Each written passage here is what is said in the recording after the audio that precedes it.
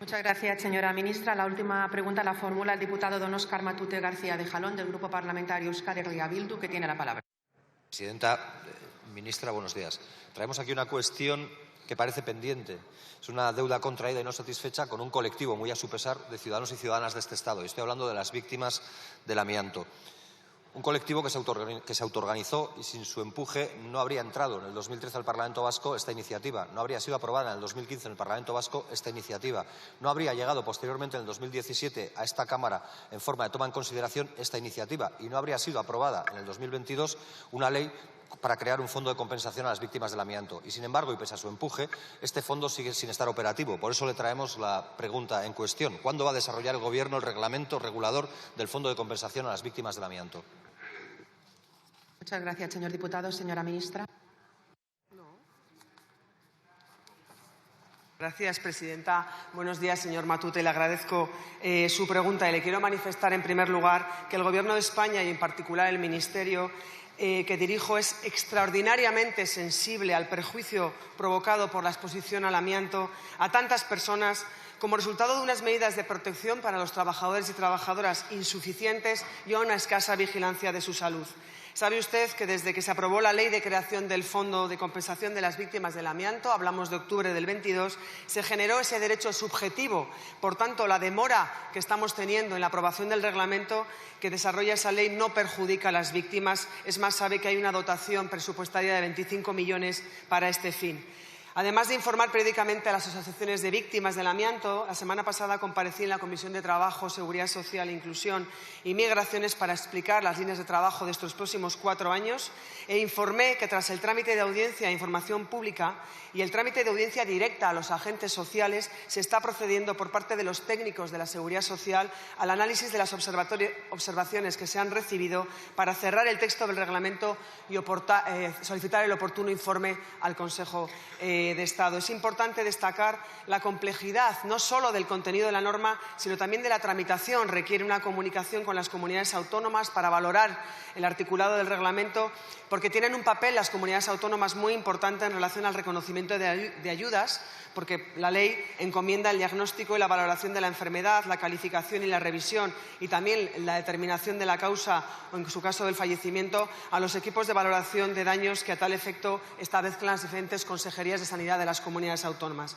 Mi compromiso, señor Matute, es priorizar esta norma para que en el menor plazo posible se publique y entre en vigor. Muchas gracias.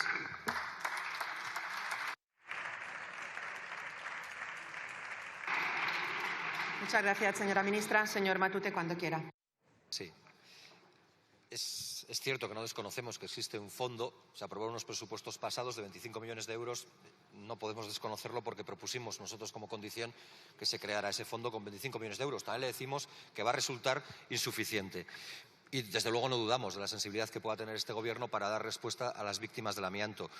Como no dudamos de la sensibilidad que pueda tener este Gobierno, le instamos a que el borrador que presentaron en junio recoja las aportaciones que hicieron las víctimas del amianto y los sindicatos.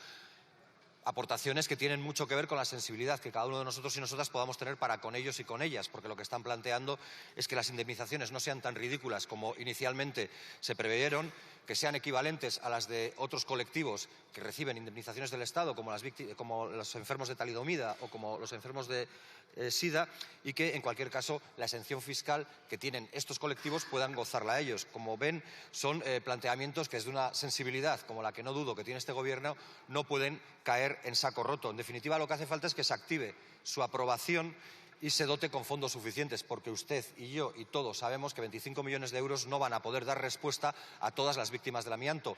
Baste recordar que en Francia, donde nos llevan ventaja en este tema, llevan empleados en 20 años más de 6.000 millones de euros para poder dar respuesta al carácter indemnizatorio a las víctimas del amianto. También sería importante que se atienda a las alegaciones de las asociaciones de víctimas y de sindicatos, como digo, que las indemnizaciones se ajusten o se equiparen a las que se están consiguiendo por sede judicial, ya que los derechos de los familiares de las víctimas fallecidas durante toda esta tramitación larga también sean atendidos y recogidos. Esa sería una manera de saldar una deuda histórica, que probablemente es deuda y es histórica porque había mucho miedo a meter mano al dueño de Uralita, que no era sino el señor Juan March, que a la postre fue el precursor de la financiación del franquismo. Besterik ez, mila esker. Señora ministra, cuando usted quiera, y ruego silencio a los diputados y diputadas. Muchas gracias, presidenta. Sabemos muy bien del abandono que tuvieron las víctimas durante muchos años.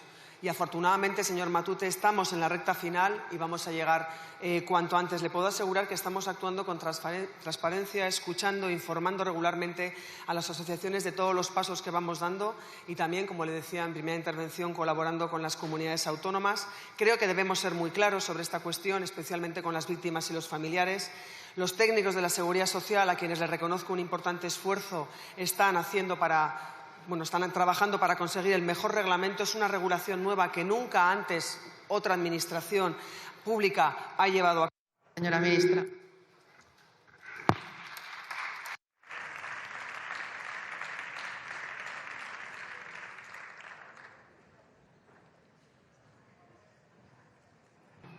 Pasamos ahora a tratar las interpelaciones dirigidas al Gobierno. La primera interpelación